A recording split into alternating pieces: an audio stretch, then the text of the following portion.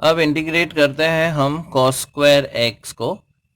अब cos² theta को हम रिप्लेस कर सकते हैं as 1 plus cos² theta divided by 2 से। So cos² theta is replaced by 1 plus cos² theta divide by 2 because cos² form में हम इसे इंटीग्रेट नहीं कर सकते, तो उसे हम इस फॉर्मेट में कन्वर्ट कर सकते हैं। अब ये दोनों का इंटीग्रेशन पॉसिबल है। देखिए कैसे। तो अगर ये फॉर्मूला हम यहाँ यूज करते हैं, we have i is equal to cos²x को हम लिख सकते हैं 1 प्लस cos²x डिवाइडेड बाय 2, यहाँ पर लिखते हैं dx। अब हाफ यहाँ पे कांस्टेंट है तो इसे बाहर ले लेते हैं। So half integration of 1 plus cos²x dx।